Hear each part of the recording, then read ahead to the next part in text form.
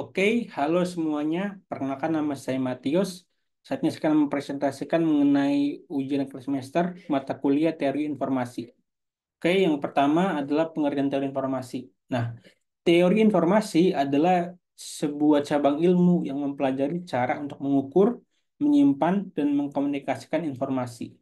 Nah, lalu apa sih prinsip utama teori informasi? Di sini ada empat. Yang pertama, satu, informasi mengurangi ketidakpastian. Nah, semakin banyak informasi yang kita miliki, maka semakin sedikit ketidakpastian yang kita hadapi. Yang kedua, entropi. Nah, ini mengukur jumlah ketidakpastian dalam suatu pesan. Nah, pesan yang lebih tidak terduga memiliki biasanya memiliki entropi yang lebih tinggi. Lalu yang ketiga, redundansi. Redundansi. Nah, ini pengulangan informasi yang membantu mengurangi kesalahan dalam komunikasi.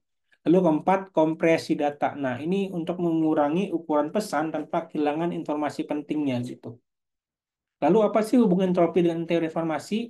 Yang pertama, satu, pengukuran informasi. Nah, entropi digunakan untuk mengukur jumlah informasi dalam bit. Nah, ini akan membantu kita untuk memahami seberapa informatifnya suatu pesan. Yang kedua, kompresi data. Nah, pemahaman tentang entropi akan membantu dalam merancang algoritma kompresi yang efisien. Data dengan entropi yang rendah biasanya juga lebih mudah di dekompresi. Nah, karena dengan entropi kita ini akan membantu dalam merancang algoritma yang efisien, maka pengkodeannya pun akan optimal. Nah, karena teori entropi ini membantu dalam merancang kode yang efisien untuk mentransmisikan informasi dengan panjang minimum. Jadi, poin kedua dan ketiga ini sangat berhubungan gitu. Lalu yang keempat, keamanan informasi. Nah, dalam kriptografi, entropi yang tinggi ini dikaitkan dengan keacakan yang lebih besar. Ini hal yang penting untuk keamanan gitu. Lalu apa sih peranan teorema Shannon-Hartley dalam teori informasi? Nah, teorema Shannon-Hartley ini memainkan peran yang penting dalam teori informasi. Nah, terutama dalam konteks komunikasi digital. Di sini ada 3 poin. Yang pertama itu kapasitas kanal. Nah, teorema ini memberikan batas atas teoritis untuk kecepatan data yang dapat dikirim melalui kanal komunikasi dengan noise atau gangguan. Yang kedua, optimisasi sistem komunikasi. Ini akan membantu insinyur atau engineer merancang sistem komunikasi yang efisien dengan memahami trade-off antara bandwidth, daya sinyal, dan juga kecepatan data.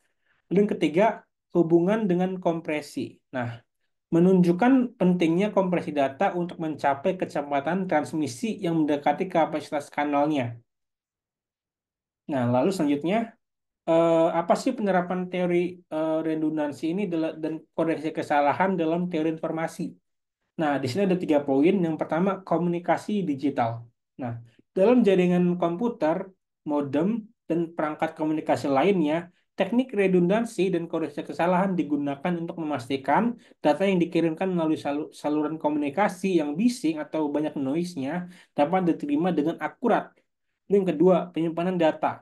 Disk drive, flash drive, dan media penyimpanan lainnya menggunakan teknik redundansi untuk melindungi data dari kerusakan fisik gitu. Lalu yang ketiga, transmisi data satelit. Nah, sinyal yang dikirimkan dari satelit ke bumi seringkali terganggu oleh noise. Nah, kode koreksi kesalahan ini digunakan untuk memulihkan data yang rusak gitu. Lalu selanjutnya, apa sih aplikasi utama terinformasi dalam sistem komunikasi?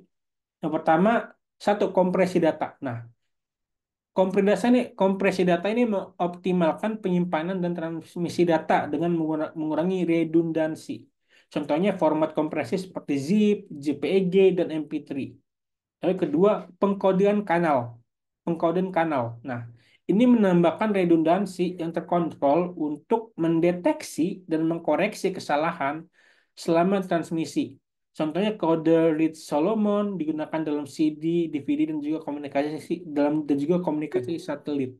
Lalu ketiga, kriptografi. Nah, perancangan sistem enkripsi yang kuat berdasarkan prinsip entropi, maksudnya sorry, kriptografi ini maksudnya adalah merancang sistem enkripsi yang kuat berdasarkan prinsip entropi gitu. Contohnya protokol keamanan untuk komunikasi online dan juga perbankan. Lalu apa sih perkembangan aplikasi terkini dalam sistem komunikasi? Di sini saya berikan ada dua ya. Yang pertama 5G dan juga kedua artificial intelligence.